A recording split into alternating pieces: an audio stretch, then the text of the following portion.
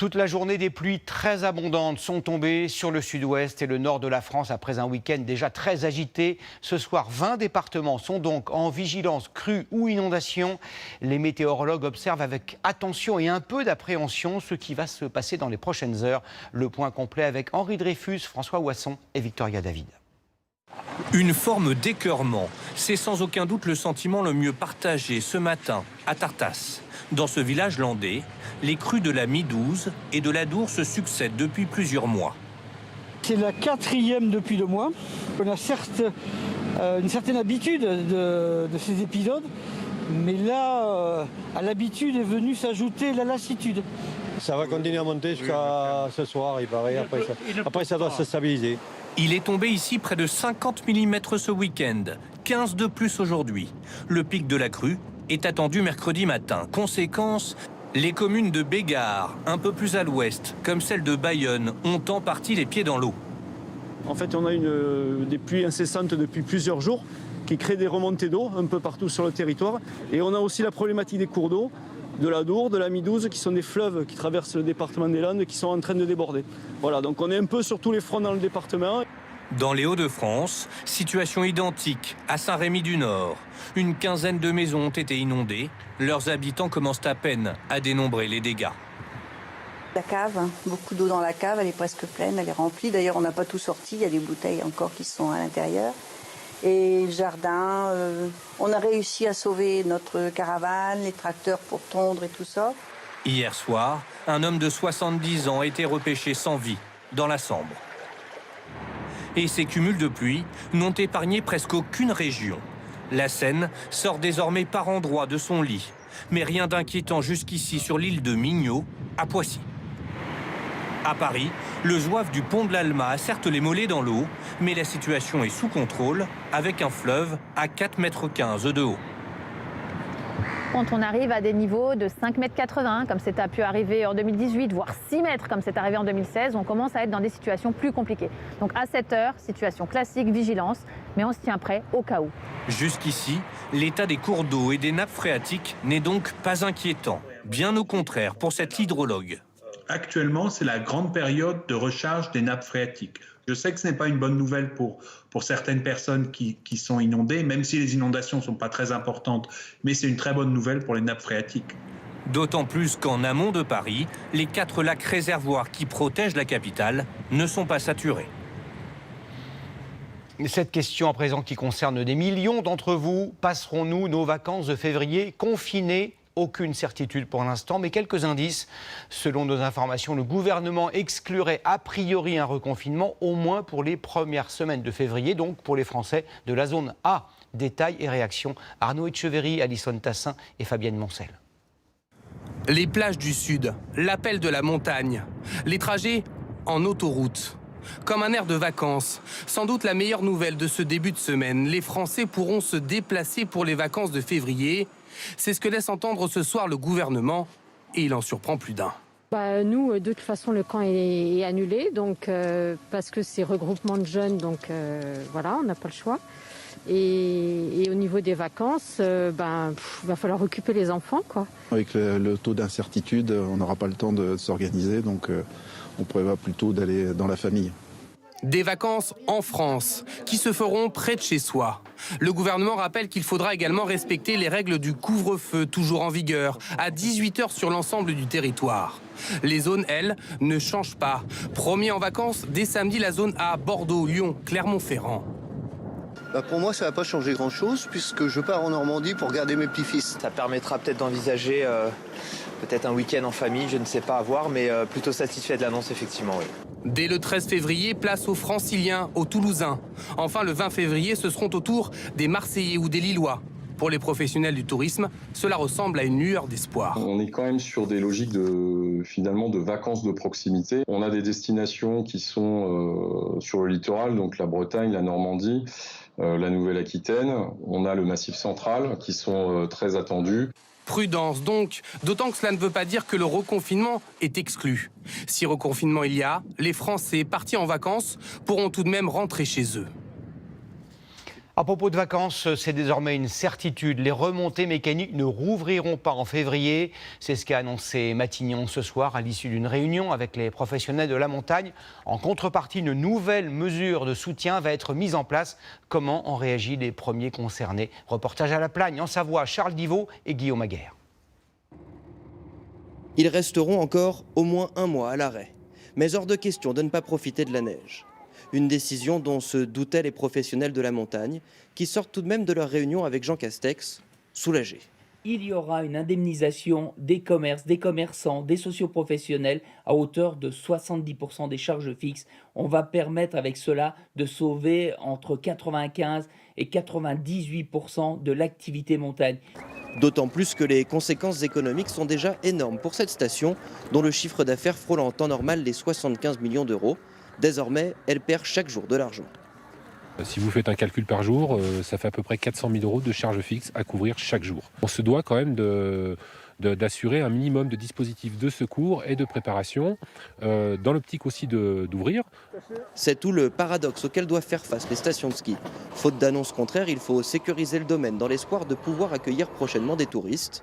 Espoir que partage également Sandrine. Elle gère un parc de 700 appartements mis à la location. Pour l'instant, à peine une dizaine est occupée. Là, ce sont toutes les annulations à rembourser et on attend les prochaines. Les gens attendent en fait les directives, on va dire, du gouvernement.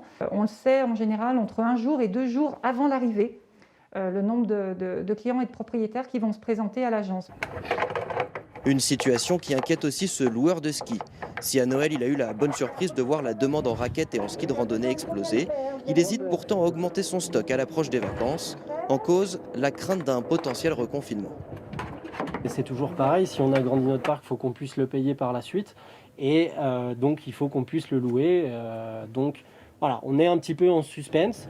Hors de question, bien sûr, d'alourdir l'addition, alors que tous attendent désormais de recevoir les aides promises par l'État. Un plan estimé à 400 millions d'euros pour sauver les stations ski françaises. C'est l'une des nouveautés annoncées par Jean Castex lors de son intervention surprise vendredi dernier, le renforcement des contrôles du couvre-feu par les forces de l'ordre. Selon le ministère de l'Intérieur, ils ont déjà augmenté ces contrôles de 30% ces 3 derniers jours. Exceptionnellement, Florian Litzler et Georges Brenier ont pu suivre des gendarmes à Orange dans le Vaucluse au cours d'une opération de contrôle. Regardez. On va faire preuve de tolérance. Je vais télécharger l'application tout de suite. Au péage de Bolène, les contrôles commencent tôt. Parce qu'il est juste 18h10, mais après, vous ne sortez plus. Sans attestation, cette conductrice s'en tire avec un simple avertissement. Elle a convaincu les gendarmes. On a pris du retard en chargeant notre déménagement. Du coup, on n'est pas arrivé à l'heure. Mais les gendarmes ne font pas que de la pédagogie. Ils verbalisent par exemple le couple au volant de ce camping-car. Ils rentraient de vacances, un peu trop tard. Même punition pour le conducteur de cet utilitaire. 15h30, ouais, 15h30 pour arriver à 18h à Sud, ça passe pas. Donc, moi, je vais vous verbaliser pour l'attestation. 135 € d'amende, c'est un peu trop salé pour le conducteur, qui était arrivé sans encombre ni attestation, presque au bout de son voyage. Bon, je trouve que c'est un petit peu juste. Quand on rentre, on vient de prendre l'autoroute, on vient de faire 300 km, je suis arrivé chez moi. Je trouve que c'est un petit peu exagéré quand même. Et attention, si vous prenez la route après 18h, il y a désormais de plus en plus de risques de tomber sur les gendarmes. On faisait déjà des contrôles tous les jours. Le ministre de l'Intérieur a demandé à ce qu'on intensifie ces contrôles, c'est-à-dire qu'on va être plus nombreux de manière à pouvoir contrôler plus de véhicules. On va mettre plus de gendarmes dehors au moment du couvre-feu. Un renforcement national. La semaine dernière, il y avait en moyenne 50 000 contrôles par jour. Depuis ce week-end, c'est désormais 65 000. Et que ce soit avec les gendarmes ou avec les policiers comme ici à Paris, ne comptez pas vous justifier en expliquant avoir été pris dans les bouchons. L'excuse n'est pas valable et n'empêchera pas une amende si vous n'êtes pas en règle. Autre règle imposée par le gouvernement depuis vendredi, un très grand nombre de commerces restent ouverts, mais dans les grandes surfaces, des jauges très strictes sont entrées en vigueur ce matin, 10 mètres carrés par client. Comment faire appliquer concrètement cette consigne? Reportage à Lille et en région parisienne, Cassandre Dumain et Xavier Boucher. Souriez, vous êtes comptés depuis ce matin pour respecter la nouvelle jauge, 10 mètres carrés par client. Pour ce magasin, on est passé à 1310 clients. Soit 300 places en moins en magasin par rapport à la jauge précédente. Ces clients devront alors patienter dehors. Une fois en rayon, l'enseigne compte sur leur responsabilité pour éviter tout contact entre eux. Chers clients, nous mettons tout en œuvre pour votre sécurité. Pas si évident côté fruits et légumes, où il est d'autant plus tentant de toucher aux produits. Oui, de pouvoir toucher, effectivement, je pense que c'est important pour essayer d'évaluer la fraîcheur des aliments. On est susceptible de toucher tout ce qui est autour de nous, donc on n'est jamais protégé à 100%.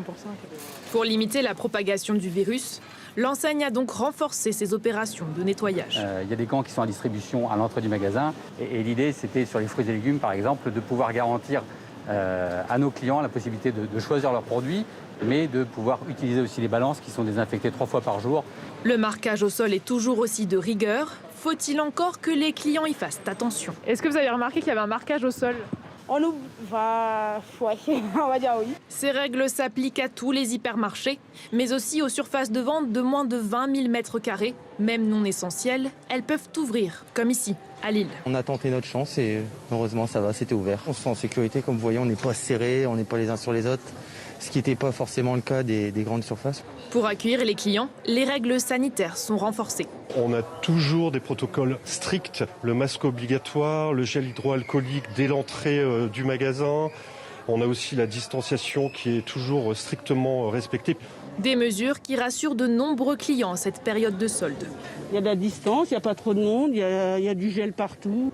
Dans cette enseigne, les essayages de vêtements sont toujours possibles, chaque pièce étant nettoyée et désinfectée après chaque passage.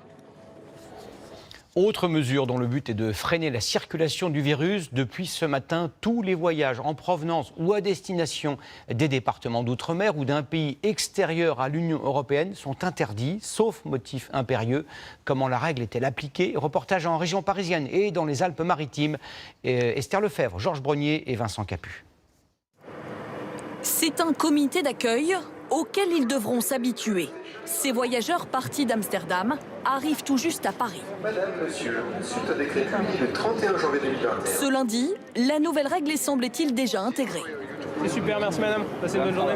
Pour eux, comme pour tous les voyageurs en provenance d'un pays européen, test PCR négatif obligatoire datant de moins de 72 heures, y compris pour les voyages en avion, en bateau ou par la route. Le 29, donc on est bien dans les moins de 72 heures, c'est marqué négatif, donc la personne est en règle. Une obligation depuis ce matin à la frontière italienne, sauf pour les chauffeurs routiers, les travailleurs frontaliers et ceux qui habitent dans un périmètre de 30 km de part et d'autre de la frontière. Vous avez votre test là? Oui, bien sûr. Vous l'avez fait quand? Je l'ai fait samedi matin. Pour des vacances, partir en Italie ou en Espagne est aujourd'hui très contraignant. Mais quitter l'Europe pour ces raisons est tout simplement interdit. Il faut désormais un motif impérieux. Par exemple, le décès d'un membre de sa famille, le retour vers la résidence principale ou un voyage d'affaires avec des justificatifs en bonne et due forme. Les motifs professionnels sont peut-être les plus subjectifs. Généralement, sont liés au caractère indispensable du voyage de la personne. Ça peut être l'exemple que j'avais eu, ça me revient en tête, mais d'un ingénieur qui est par exemple à peu près le seul à pouvoir régler une machine. Résultat, à l'aéroport de Roissy, les contrôles sont plus longs que d'ordinaire et les passagers moins sereins. Ce matin, on est venu sans trop savoir si finalement on allait réellement pas pouvoir partir. De l'anxiété, alors que des voyageurs sont refoulés, comme ce Malien désemparé. Je vais voir ma mère. Ça fait 10 ans que je n'ai pas vu ma mère. Et là, ils me disent, ouais, il faut un motif valable. Et je leur ai demandé c'est quoi le motif, ils m'ont dit qu'il faut un décès. En plus d'un motif impérieux et d'un test PCR, au retour en France, il faut aussi s'isoler chez soi pendant 7 jours. Deux bonnes nouvelles ce soir concernant la campagne de vaccination. Les laboratoires BioNTech et Pfizer se sont engagés à livrer aux pays de l'Union européenne 75 millions de doses supplémentaires au deuxième trimestre. De son côté, AstraZeneca va augmenter de 30% ses livraisons aux pays de l'Union, soit 40 millions de doses au total. En attendant, pour continuer à vacciner le plus de personnes possible avec les doses disponibles, le ministère de la Santé a demandé à tous les centres de vaccination d'éviter le gaspillage. Les doses inutilisées pourront ainsi être injectées à des volontaires. Explication Mathilde Véron, Léa Deschâteaux et Cédric Even. 21 doses de vaccin jetées à la poubelle. C'est ce qui s'est passé la semaine dernière dans ce centre de vaccination parisien. par erreur, trop de flacons sont décongelés. Des patients sont appelés à la hâte pour se faire vacciner, mais cela ne suffit pas. Incompréhensible pour cette infirmière. On est dans une course effrénée avec les vaccins en ce moment. Il y a des centres qui manquent de vaccination. Les rendez-vous sont très compliqués à obtenir. On est écœurés, quoi. On est écœurés. Alors, que faire pour éviter le gaspillage ? Depuis les faits, le ministère de la Santé a adressé une note aux professionnels que nous avons pu consulter et qui invite à vacciner toute personne qui ne relèverait pas de la cible prioritaire, mais dont la vaccination permettrait un jour donné de ne pas jeter de dose de vaccin. En clair, toute personne volontaire. Attention, il ne s'agit pas d'ouvrir la vaccination à toute la population, mais d'un dernier recours pour utiliser chaque dose. L'obsession de cet autre centre dans les Hauts-de-Seine. Donc 39 prévus cet après-midi. 15h30, l'équipe fait le point sur les vaccins restants et rappelle les personnes prioritaires sur liste d'attente. On peut vous proposer une vaccination là, dès que possible. Il nous reste quelques doses. 15 minutes plus tard, une dose est sauvée et une patiente heureuse. Je m'y attendais pas, mais j'étais prête à sauter sur la première occasion. C'est une bonne nouvelle aujourd'hui. Très bonne nouvelle.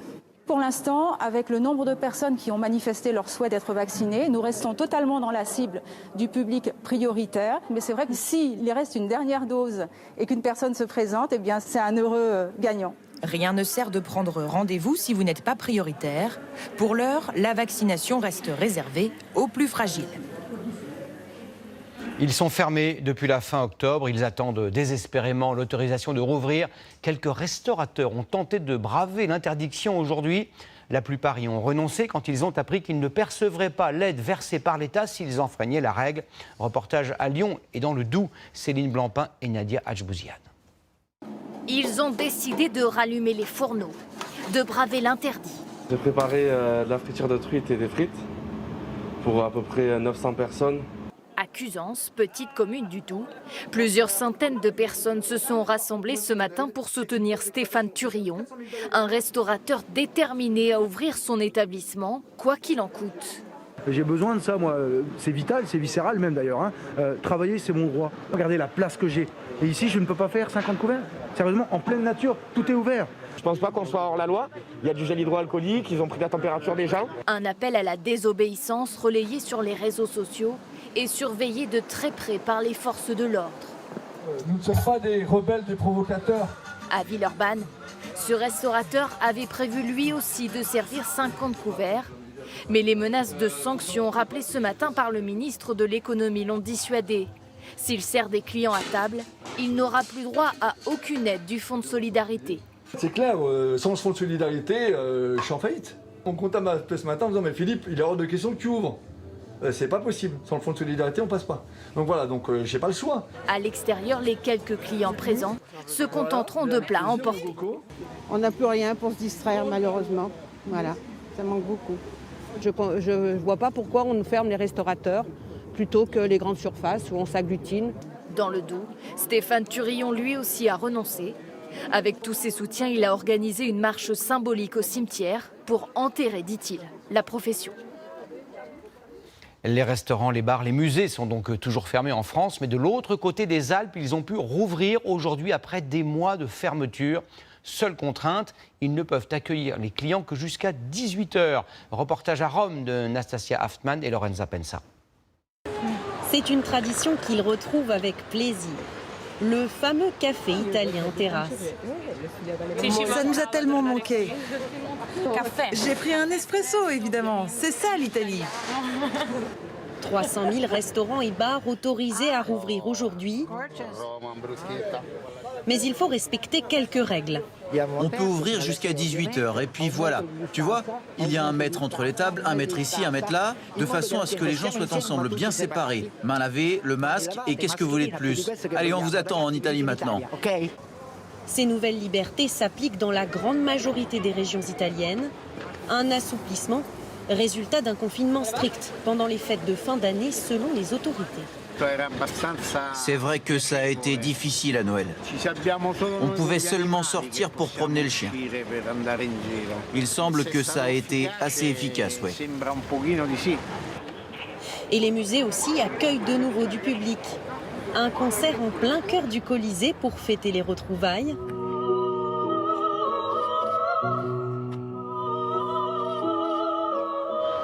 Pas grand monde ce matin car il manque les étrangers. Alors ce sont les Romains qui en profitent. C'est un jour qu'on attendait depuis longtemps. Et puis voir le Colisée comme ça, avec si peu de monde, c'est fou. Le petit n'était jamais venu. C'est vraiment notre jour de chance. C'est très émouvant. C'est puissant parce qu'on est seul surtout. Un semblant de normalité pour les Italiens. Mais il reste encore des interdictions. Impossible de sortir de sa région, par exemple. Et le couvre-feu est maintenu dans tout le pays de 22h à 5h du matin, au moins jusqu'au 15 février. L'actualité à l'étranger ce soir, c'est aussi la Birmanie où un coup d'État militaire a eu lieu. La chef du gouvernement Aung San Suu Kyi a été arrêtée dans la nuit par l'armée. La junte, qui a tenu le pays sous une poigne de fer pendant 50 ans, avait pourtant quitté le pouvoir en 2015, année où furent organisées les premières élections démocratiques dans le pays. Le point avec Michel Scott. Les militaires prennent possession des carrefours stratégiques, des principaux lieux de pouvoir. Et voilà, en quelques heures, la Birmanie ramenée 10 ans en arrière, sous la férule des généraux. Surtout, ils arrêtent au saut du lit celle qui incarnait la très fragile transition démocratique du pays, Aung San Suu Kyi, égérie de l'opposition autrefois et qui dirigeait de fait le pays depuis 2015. Un putsch sans effusion de sang pour l'instant, marqué par une coupure passagère d'Internet puis une annonce solennelle, l'armée reprend les choses en main pendant au moins un an. Les expatriés français résidant dans le pays décrivent une situation calme aujourd'hui, mais se veulent prudents, tel Christophe, restaurateur à Rangoon, qui a gardé son établissement ouvert. L'ambassade de France nous a dit de rester chez nous tranquillement et d'éviter les mouvements de foule et de ne pas se mêler de la politique de la Birmanie. Ce que n'a pas supporté l'armée, que le parti d'Aung San Suu Kyi remporte à une majorité écrasante les dernières élections du mois de novembre. Un danger, selon elle, menaçant les accords qui lui garantissaient encore un droit de regard sur la marche du pays. Et c'est un nouveau retournement du destin pour la dame de Rangoon. Tour à tour icône des droits de l'homme, enfermée par la junte, puis dirigeante, très critiquée pour son insensibilité et son inaction face au massacre de minorités religieuses, la voici ce soir derrière les barreaux, ayant échoué à instaurer durablement la démocratie en Birmanie. À l'étranger, les condamnations sont unanimes. Aung San Suu Kyi, elle, a juste eu le temps d'appeler ses partisans à la résistance. Et le Conseil de sécurité de l'ONU se réunira d'urgence demain matin à New York à propos de la situation en Birmanie. Retour en France avec de nouvelles violences à l'intérieur d'un lycée. Cela s'est passé aujourd'hui à l'heure du déjeuner à Nancy. Plusieurs personnes cagoulées sont entrées à l'intérieur de l'établissement. Certains étaient armés. Que s'est-il passé exactement? Vincent Ditch et Christophe Annès. J'ai entendu 2 coups de feu, j'ai entendu bam bam et on a vu 5 jeunes rentrer. En sortant, j'ai vu un jeune cacher une matraque en dessous de son blouson et un flingue. En fin de journée, cet élève de terminale est encore choqué par ce qu'il a vécu aujourd'hui dans son lycée professionnel. Vers 13h30, une bande de jeunes cagoulés s'introduit dans la cour de l'établissement. 2 coups de feu sont tirés vers le sol avec des cartouches à blanc. Un élève qui tente de s'interposer est très légèrement blessé avec une matraque. Les agresseurs prennent la fuite alors que les élèves sont mis à l'abri. Les élèves étaient un petit peu perturbés, mais comme l'équipe enseignante a bien géré, du coup finalement ça va, ça s'est bien passé. Ouais. Écoutez, j'espère que tout va se mettre en place, notamment le protocole de sécurité qui va être revu. Car malgré les caméras et un portail de sécurité, la bande d'agresseurs a pu rentrer facilement. Généralement, le lycée est ouvert 13h pour que des élèves fumeurs puissent aller fumer une cigarette. Et puis, c'est pour ça que c'était ouvert. Ouais. Pour moi, c'est pas censé se passer. Je suis désolé, mais sur un élève, c'est pas censé se passer. Une enquête de police est en cours pour retrouver les agresseurs. Le recteur de l'académie retient, lui, d'abord la réactivité du personnel.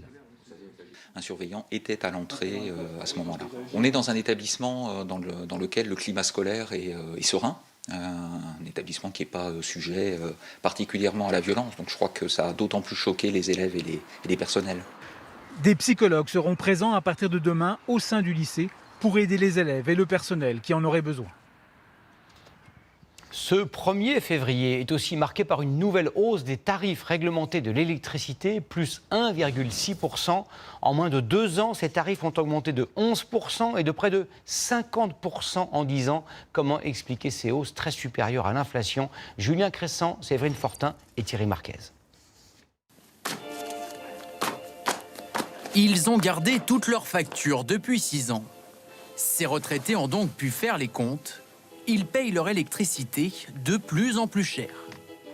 Au prix du kilowattheure, entre 2014 et 2020, il y a une augmentation de 14,8%.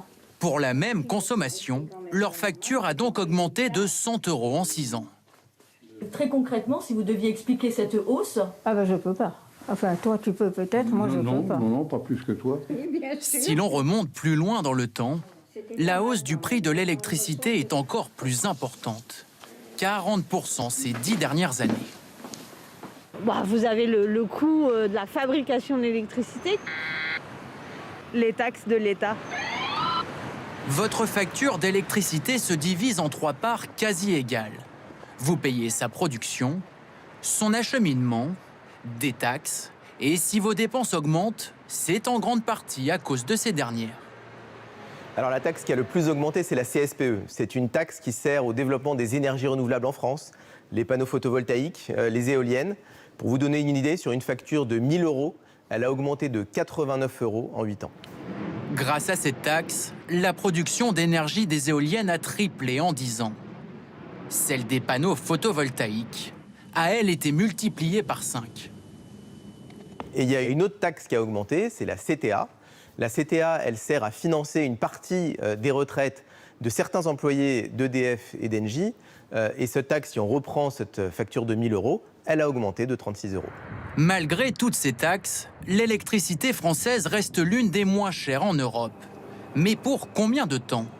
Débutée en 2014, la rénovation du parc nucléaire devrait s'achever d'ici 5 ans. Coût du chantier, 50 milliards selon EDF, 100 milliards selon la Cour des comptes.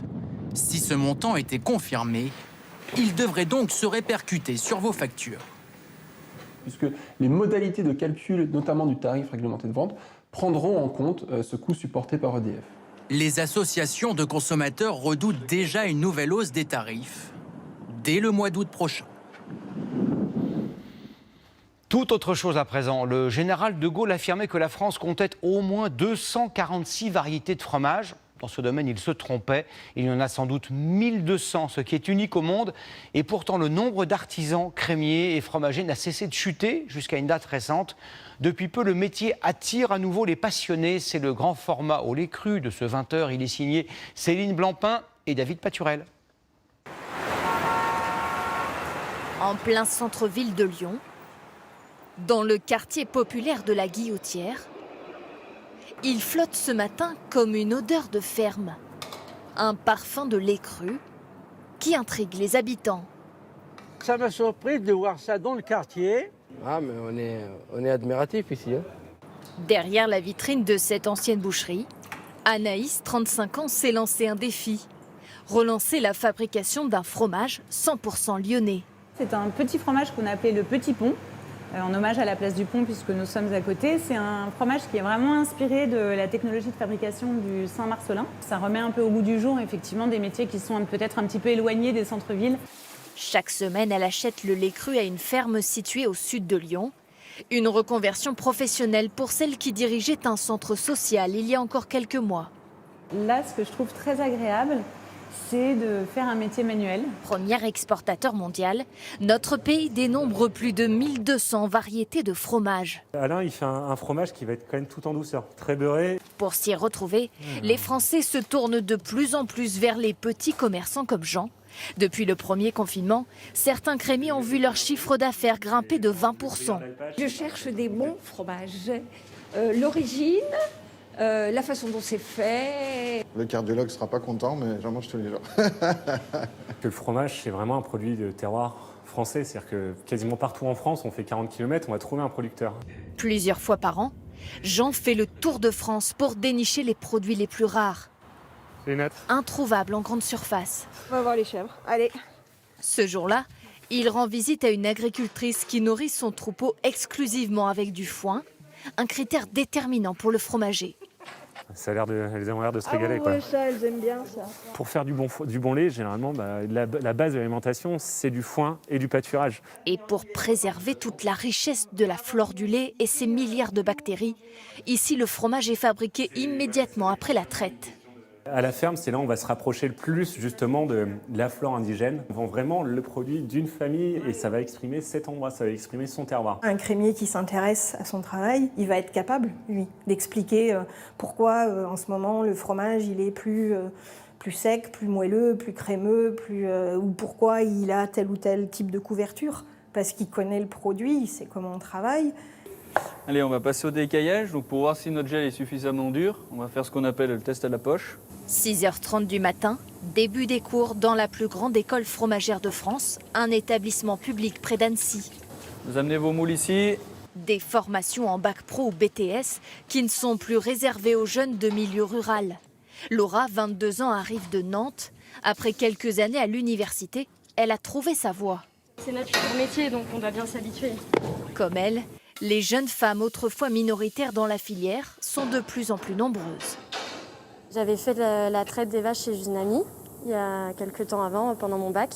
Et ça m'est revenu et je me suis dit, en fait, c'est ça et je veux devenir fromagère. Tout ce terroir français, ce patrimoine, je trouve que c'est une force en France d'avoir tout ça et j'ai envie de faire partie de cette génération qui va la défendre jusqu'au bout.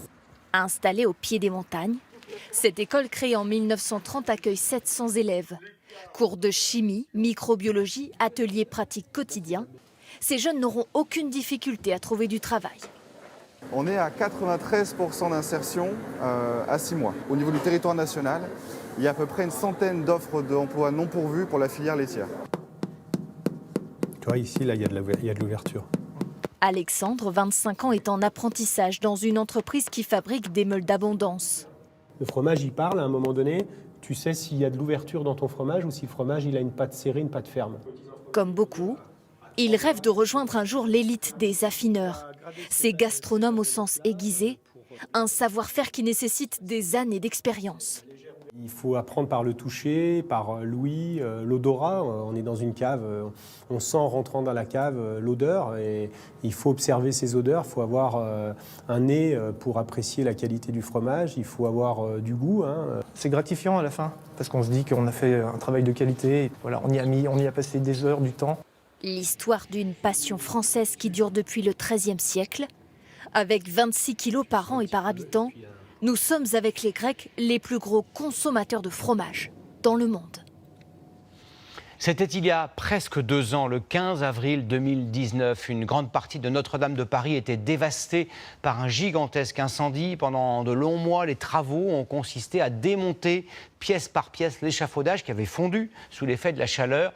Dans quelques jours va commencer une nouvelle phase du chantier.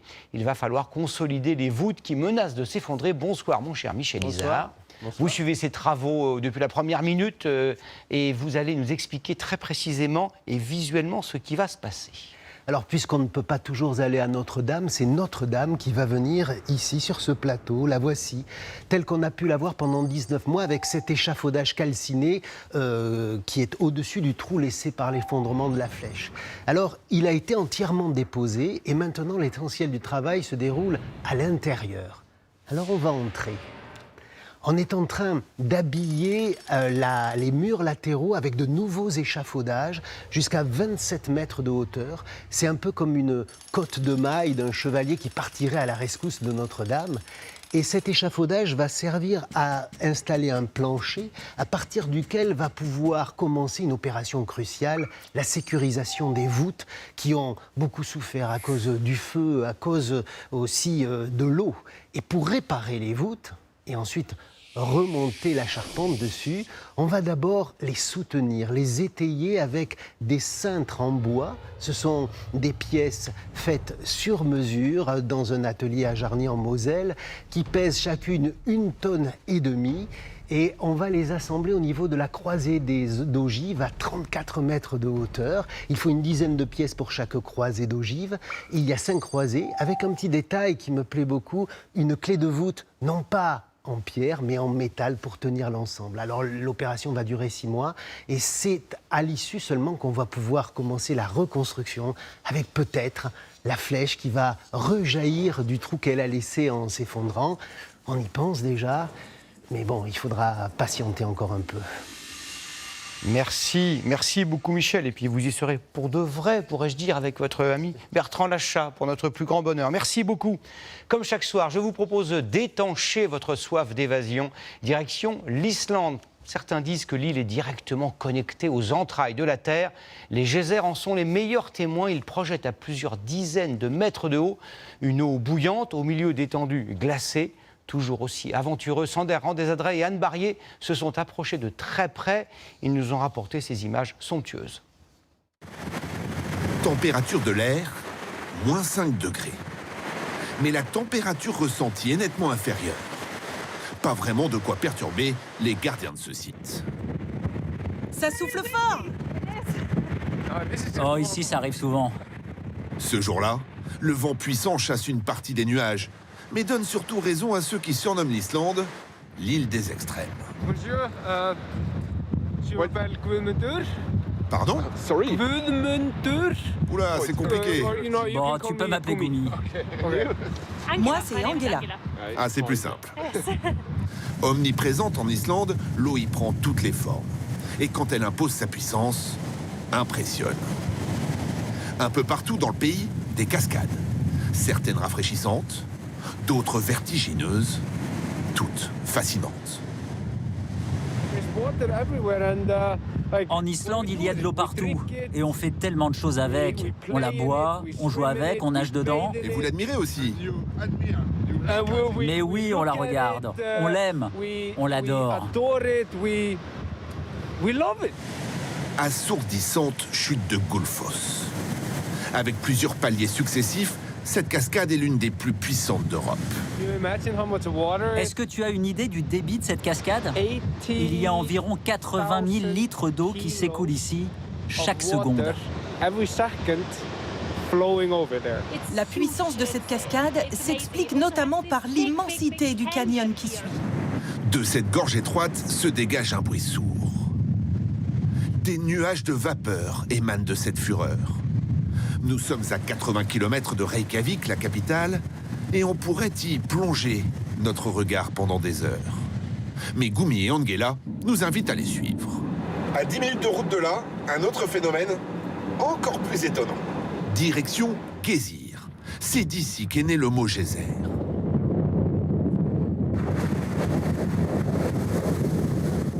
Des fumées sortent de terre. Nous sommes sur un champ géothermique.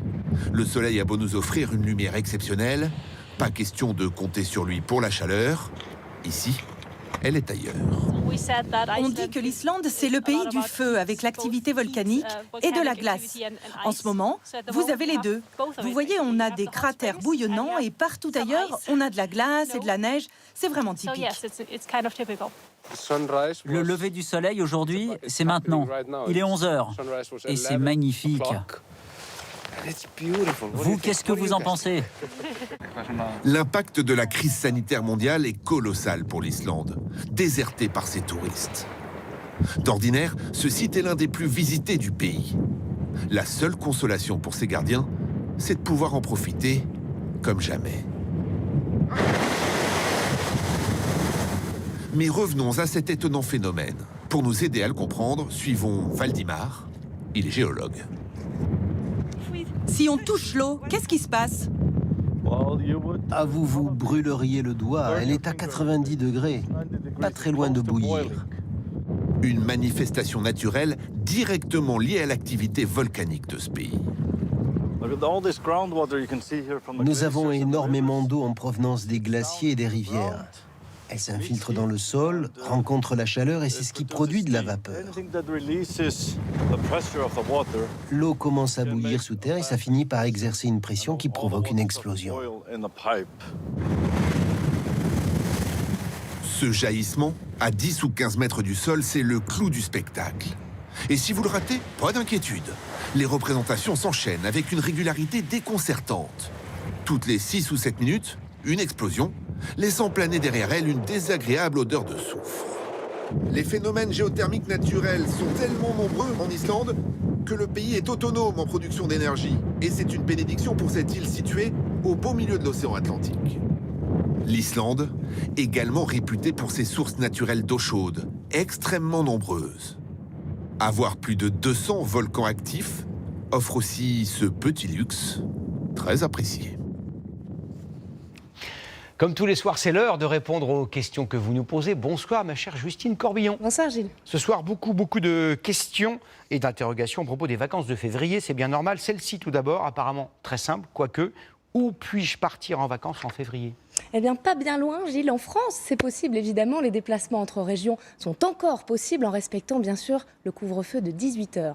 Vous voulez pousser un peu vers une destination européenne ? Là, ça va être très compliqué.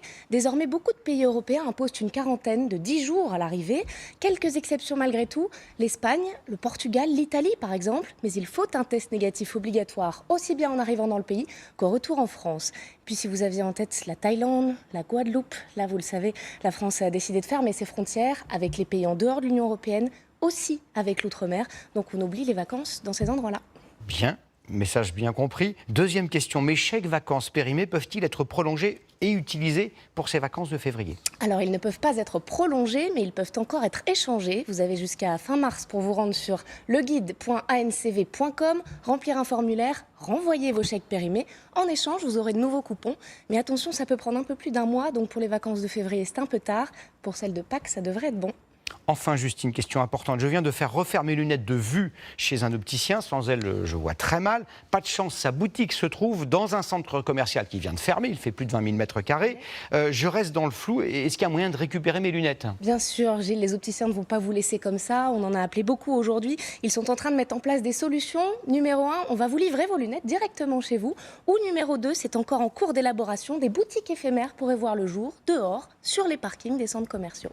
Merci beaucoup, Justine. Sur LCI, juste après ce journal, Le Grand Soir, présenté par Julien Arnaud, il reviendra sur les difficultés de l'Europe face aux grands laboratoires pharmaceutiques sur le canal 26. Sur TF1, dans un instant, la météo d'Evelyne Delia à suivre avec attention, car 20 départements sont en alerte. Place ensuite à votre série événements Je te promets.